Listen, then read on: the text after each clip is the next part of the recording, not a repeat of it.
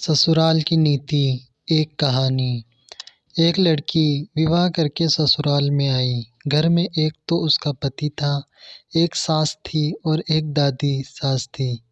वहां आकर उस लड़की ने देखा कि दादी सास का बड़ा अपमान व तिरस्कार हो रहा है। छोटी सास उसको ठोकर मार देती है, गाली दे देती है।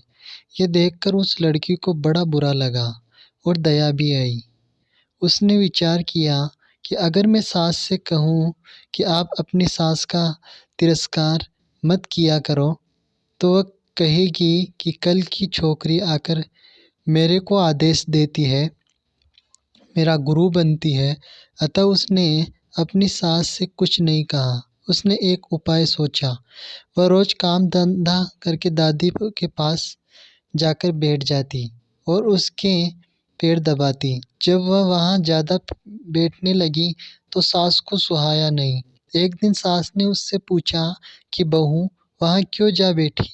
लड़की ने कहा कि बोलो, काम बताओ, क्या बोल रहे हो? सास बोली कि काम क्या बताए, तू वहाँ क्यों जा बैठी? लड़की बोली कि मेरे पिताजी ने कहा था कि जवान लड़कों के साथ कभी नहीं बैठना, जवान लड़कियों के साथ भी मत बैठना।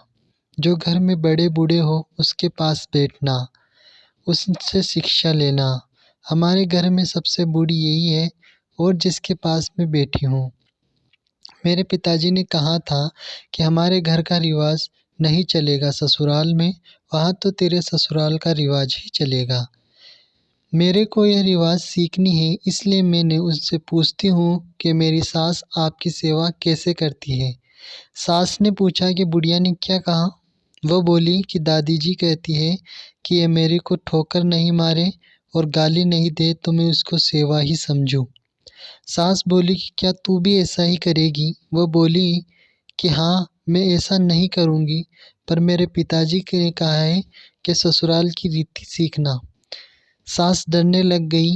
वह अपनी सास के साथ जो बर्ताव करूँगी वो बर्ताव मेरे साथ होने लग जाएगा। एक जगह कोने में ठीकरी इकट्ठी पड़ी थी। सास ने पूछा, बहू, ये ठीकरी क्यों इकट्ठी कर रखी हो? लड़की ने कहा, आप दादाजी को ठीकरी में भोजन दिया करती हो, इसलिए मैंने पहले ही जमा कर ली। तो मेरे को ठीकरी में भोजन कराएगी क्या? मेरे पिताजी ने कहा है कि तेरे वहाँ की रीति चलेगी। यह रीति थोड़ी ही है, तो आप ठीकरी में क्यों देती हो खाना? उसने कहा, थाली कौन मांझे? उस लड़की ने कहा, थाली तो मैं मांझ दूंगी। तो तू थाली में दे दिया कर, ठीकरी उठाकर बाहर फेंक दे। अब बूढ़ी माँ जी को थाली में भोजन मिलने लगा। सबको भोजन देने के बाद बाकी बचे वो खिचड़ी की खुरचन, कक्कड़, दाल वाली सब्जी माँ जी को दी जाती थी। लड़की उसको हाथ में लाकर देखने लगी। सास ने पूछा, बहू, क्या देखती हो? मैं देखती हूँ कि बड़ों को भोजन कैसा दिया जाता है। ऐसा भोजन देने की कोई रीति थोड़ी ही है। उसने कहा, तो फिर आप ऐसा भोजन क्यों देते हो सासू माँ को? तो उसने कहा कि पहले भोजन कौन दे? तो लड़की ने कहा, आप आज्ञा दो तो मैं दे दूंगी पहले भोजन।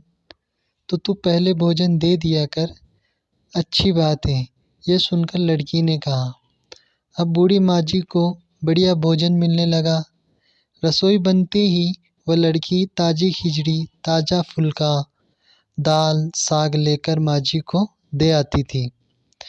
माँ जी तो मन ही मन आशीर्वाद देने लगी। माँ जी दिन भर एक खटिया पर पड़ी रहती। खटिया टूटी हुई थी, उसमें जो बंद नवार की तरह मूंज नीचे लटकती थी। लड़की उस खटिया को देख रही थी। सास बोली कि क्या देख रही हो? देखती हूँ कि बड़ों को खाट कैसे दी जाए। ये देखकर ऐसी खाट थोड़ी ही दी जाती है, वह तो टूट जाने से ऐसी हो गई है। तो दूसरी क्यों नहीं बिछा देते हो? तो तू बिछा दे दूसरी। सास ने लड़की से कहा, आप आज्ञा दो तो दूसरी खाट बिछा दूँ? उसने कहा, हाँ बिछा दे, उसमें क्या है। अब माँ जी के लिए निवार की खाट लाकर बिछा दी गई। एक दिन कपड़े धोते समय वह लड़की माँ जी के कपड़े देखने लगी। कपड़े छलनी हो रखे थे। सास ने पूछा कि क्या देखती हो? तो उसने कहा कि देख रही हूँ कि बूढ़ों को कपड़ा कैसे दिया जाता है या उनको कैसे कपड़े पहनाए जाते हैं। फिर वही बात, कपड़ा ऐसा तोड़ी दिया गया था, ये तो पुराना होने से ऐसा हो गया होगा, नहीं तो कपड़े नहीं दिए जाते हैं। अब लड़की ने माँ जी से कपड़ा, चादर, बिछोना आदि सब बदल दिया। उसकी चतुराई से बूढ़ी माँ जी का जीवन सुधर गया। अगर वह लड़की सास को कोरा उपदेश देती तो क्या वो उसकी बात मान लेती? बातों का असर नहीं पड़ता, आचरण का असर पड़ता है। इसलिए लड़कियों को चाहिए कि ऐसी फिर वही कपड़ा रहने दे क्या, तू बदल देना, उसमें क्या है, नया कपड़े ला कर दे दे। बुद्धिमानी से सेवा करे और सबको राज़ी रखे। अगर आपको हमारा ये वीडियो पसंद आया तो लाइक कीजिए, शेयर कीजिए और सब्सक्राइब ज़रूर कीजिए।